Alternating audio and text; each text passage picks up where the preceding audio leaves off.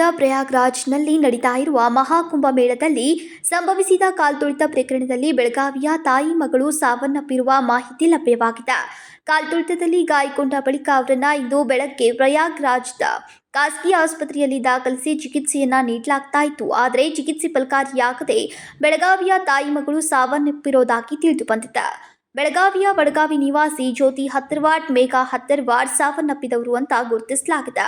ಬೆಳಗಾವಿಯಲ್ಲಿರುವ ದೀಪಕ್ ಹತ್ತರವಾಡ್ ಅವರಿಗೆ ಬೆಳಗ್ಗೆಯಿಂದಲೇ ಇಬ್ಬರಿಗೂ ಸಂಪರ್ಕ ಸಿಕ್ಕಿಲ್ಲ. ಫೋನ್ ರಿಂಗ್ ಆಗಿದ್ರೂ ರಿಸೀವ್ ಮಾಡದ ಹಿನ್ನೆಲೆಯಲ್ಲಿ ಕುಟುಂಬಸ್ಥರು ಆತಂಕದಲ್ಲಿದ್ದರು. 3 ದಿನಗಳ ಹಿಂದೆ ಸಾಯಿರದ ಟ್ರಾವೆಲ್ಸ್ ಏಜೆನ್ಸಿ ಮೂಲಕ ಪ್ರಯಾಗ್ರಾಜ್ಗೆ ಪ್ರಯಾಣ ಬೆಳೆಸಿದ್ರು. 13 ಜನ ತಂಡದಲ್ಲಿ ಜ್ಯೋತಿ ಹತ್ತರವಾಡ್ ಮತ್ತು ಮೇಘಾ ಹತ್ತರವಾಡ್ ಹೋಗಿದ್ರು. ಆದರೆ ಘೋರ ದುರಂತದಲ್ಲಿ ತಾಯಿ ಮಗಳು ಪ್ರಾಣವನ್ನ ಕಳೆದುಕೊಂಡಿದ್ದಾರೆ. 26 ಜನವರಿ ಸರ್, 26 ಜನವರಿ ಸುಮಾರು ಮಧ್ಯಾಹ್ನ 1 ಗಂಟೆಗೆ ಹೋಗಿದ್ರು. ಇವಾಗ ನೋಡಿದ್ರೆ ಈ ರೀತಿ ಬೆಳಗ್ಗೆಯಿಂದ ಪ್ರಯತ್ನ ಮಾಡಲಿಲ್ಲ ಸರ್. ದವಾಖಾನೆ ಯಾವ್ದು ಟ್ರೇಸ್ ಔಟ್ ಮಾಡ್ರಿ ಯಾರು ಒಬ್ಬರು ಮಾಹಿತಿ ಕೊಡಲಿಲ್ಲ ಸರ್. ಈಗ ನ್ಯೂಸ್ ಮ್ಯಾಗ ಗೊತ್ತಾದ ಸರ್, ಇದು TV ನ್ಯೂಸ್ ಮ್ಯಾಗ. ಅದಲ್ದ ಒಬ್ಬರು ಚಿದಂಬರ ಪಾಟೀಲ್ ಅಂತ ಒಬ್ರು ಅವ್ರ ಜೊತೆ ಮುಖಂಡ ಹೋಗ್ಯಾರ. ಅವ್ರ ಜೊತೆ ಕಾಂಟ್ಯಾಕ್ಟ್ ಮಾಡಿದೆ. ಇವರು ಇಬ್ಬರು ನೋ ಮೋರ್ ಅಂತ ಅವರು ಹೇಳಿದ ನಂತರ ಆಮೇಲೆ ಇಲ್ಲಿ ಸುದ್ದಿ ಬಂತು ಸರ್ TV ಒಳಗೆ. ನಿನ್ನೆ ರಾತ್ರಿ ಸುಮಾರು 10 ಗಂಟೆ ಮಾತಾಡಿನಿ ಸರ್. ಅವಾಗ ಇಬ್ಬರು ಆರಾಮಿದ್ರು.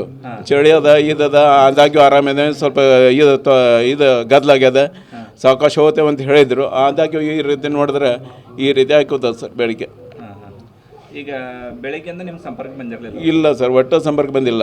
ಇವರು ಮಗಳ ಫ್ರೆಂಡ್ ಸಂಪರ್ಕ ಬಂದಿದ್ರು.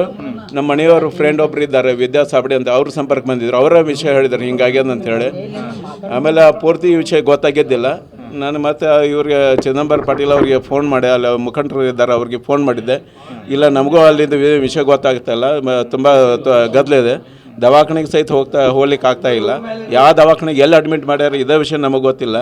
ಆದಾಗ ನಾವು ಪ್ರಯತ್ನ ಮಾಡಲಿದ್ದೀವಿ, ನೋಡಿ ವಿಷಯ ತಿಳಿಸ್ತೇವೆ ಅಂತ ಹೇಳಿ ಬೆಳಿಗ್ಗೆ 7ರಿಂದ ಮಧ್ಯಾಹ್ನ 3 ತನಕ ಪ್ರಯತ್ನ ಮಾಡಿ ಅವರು ಇನ್ನೂ ಸಂಪರ್ಕ ಸಿಗಲಿಲ್ಲ ಸರ್. ಕಡೆಗೆ 3 ಈಗ ಮನೆಗೆ ಬಂದ ಕೂಡಲೇ ಮತ್ತೊಮ್ಮೆ ಫೋನ್ ಮಾಡಿದೆ. ಆವಾಗ ಚಿದಂಬರ ಅಂದರು ಇಲ್ಲ ಇಬ್ಬರು ಉಳಿದಿಲ್ಲ, ಇಬ್ಬರು ಹೋಗ್ಬಿಟ್ರೆ ಸಾರಿ ಅಂತ. ಸುದ್ದಿ ತಿಳಿತಾ ಇದ್ದಂತೆಯೇ ವಡಗಾವಿಯ ಅವರ ಮನೆಯಲ್ಲಿ ಸೂತಕದ ಛಾಯೆ ಆವರಿಸಿದ್ದು ದುಃಖ ಮಡುಗಟ್ಟಿದೆ. ಸಂಬಂಧಿಕರು ಮತ್ತು ಸ್ನೇಹಿತರು ಅವರ ಮನೆಯತ್ತ ದೌಡಾಯಿಸ್ತಾ ಇದ್ದಾರೆ.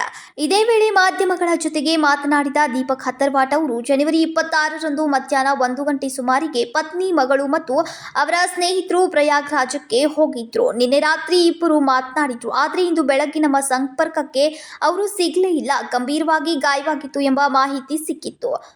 ಪ್ರಯಾಗಾರಕ್ಕೆ ಕರೆದುಕೊಂಡು ಹೋಗಿದ್ದ ಚಿದಂಬರ ಪಾಟೀಲ್ ಅವರು ನಿಮ್ಮ ಪತ್ನಿ ಮತ್ತು ಮಗಳು ತೀರಿಕೊಂಡಿದ್ದಾರೆ ಎಂದು ವಿಷಯ ತಿಳಿಸಿದ್ರು. Vinod Kolkar, KMM Kannada news, Belagavi.